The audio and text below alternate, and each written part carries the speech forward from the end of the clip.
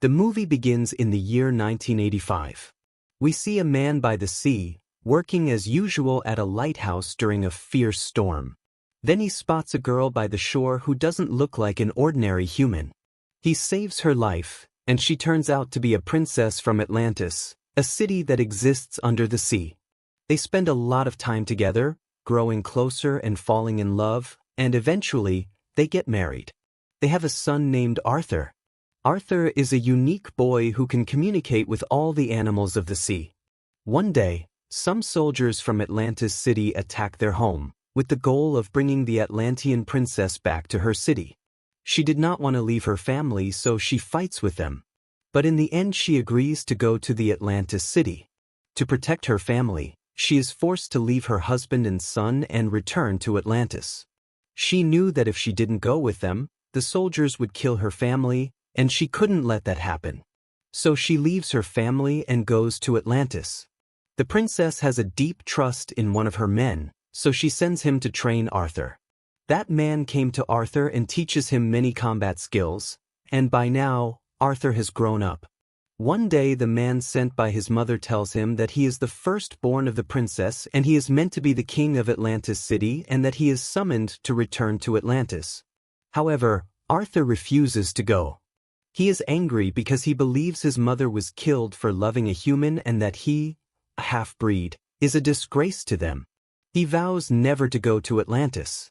The next scene shows some pirates looting a Russian submarine. Arthur arrives and starts fighting them. During the fight, Arthur kills the pirate leader, whose son, David, is also present. Seeing his father killed by Arthur, David vows to take revenge on him at any cost. Next, we see a soldier named Orm in the city of Atlantis. Orm, who is Arthur's half-brother, is about to become the king. He meets with the kings of the other underwater cities surrounding Atlantis. Orm tells them that they should attack the surface world because they are polluting their oceans, which is making them increasingly dirty. However, one king is not in favor of attacking the people on the surface. But he also sees that 4 other kings are supporting Orm, which would give Orm the title of Ocean Master, meaning his decision would be final. While they are still discussing this, a Russian submarine suddenly attacks them. Orm fights the attackers and saves the king's life. Pleased with this, the king promises to support Orm.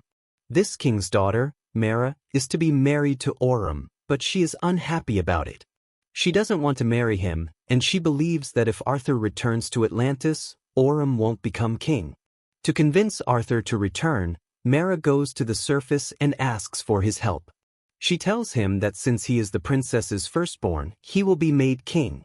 Arthur flatly refuses. Just then, a huge tsunami emerges from the sea. This tsunami is sent by Orm. Arthur's father is caught in the tsunami and gets badly injured. Mara saves his life, earning Arthur's trust. Seeing this, Arthur begins to believe in her, and he goes with her into the water. There, Arthur meets his teacher, the same trusted soldier from his mother's army who taught him to fight. They tell him that he must find a trident that possesses immense power and magic. The one who finds it will be made the undisputed king of Atlantis, as Orm is too powerful to be defeated without it. As they are talking, Orm's soldiers arrive and attack Arthur. Arthur fights back but is captured and bound in chains. He is brought before Orm, who tells him that their mother was killed because she loved a human. Orm, being Arthur's brother, gives him a chance to leave and never return to Atlantis. However, Arthur gets enraged by the false claim about his mother's death and challenges Orm to a fight. The fight between Arthur and Orm begins. Orm, having lived in the water his entire life, is far more powerful. He brutally beats Arthur. Just as Orm is about to kill him, Mara arrives and saves Arthur. To find the trident, they travel to the Sahara Desert, the place where the trident was originally forged. There, they find a holographic message that tells them they must go to Italy to get the coordinates of the trident's current location. The trident is basically a large, 3-pronged spear with magical powers. Meanwhile, Orm meets with David, the son of the pirate Arthur killed. It is revealed that the attack on Atlantis by the Russian submarine was a conspiracy between Aurum and David. Aurum's plan was for David to attack the king so that Aurum could save him and win his trust, which worked. Aurum gives David an advanced Atlantean suit, which is very powerful. David is ecstatic and believes he can finally get his revenge by killing Arthur. In another scene, we see that Aurum kills the king of another underwater kingdom, the Kingdom of Fishermen. He forces the queen and princess to align with him and gather forces for the war. David is shown modifying Aurum's suit and creating his own supersuit, which he paints black and names Black Manta. Wearing the suit, he becomes incredibly powerful. In the next scene, Arthur and Mara are in Italy, searching for the coordinates, when David suddenly appears and attacks Arthur. A fierce fight ensues between Black Manta and Arthur. Arthur eventually throws David down a cliff, but Arthur is badly wounded.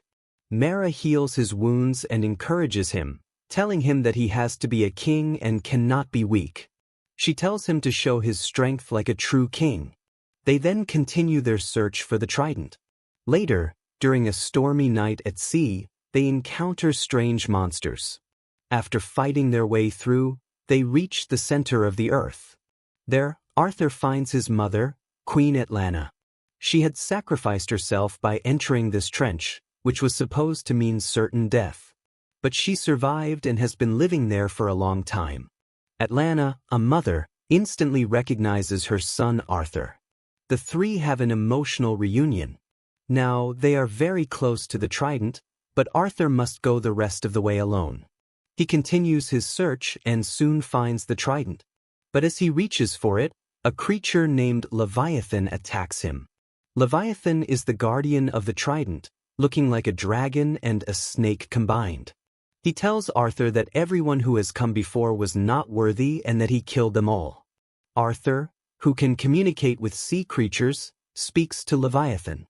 Leviathan is surprised that Arthur can understand him, as no one else ever could, which is why he killed them. Arthur tells Leviathan that he is worthy of the trident and that he is the rightful ruler of the seven seas. Leviathan accepts this, and Arthur gains the trident. With the trident, Arthur's power increases greatly, and a new suit forms on his body, making him look very powerful. All the underwater kingdoms have sided with Aurum, who has now titled himself Ocean Master. But when they learn that Arthur has obtained the trident, they realize that according to the law, whoever holds the trident is the rightful king of Atlantis. When Aurum finds out, he says that the trident alone doesn't make a king. Only the most skilled and bravest warrior can be the Ocean Master.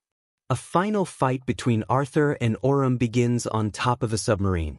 After a long battle, Arthur defeats Aurum but chooses to spare his life, because he is his brother. Just then Queen Atlantis arrives. When Aurum sees that Arthur saved his mother's life, he regrets his actions, gives up, and surrenders. The soldiers of Atlantis take him away. And with this, the Aquaman movie Part 1 ends. Thank you for watching.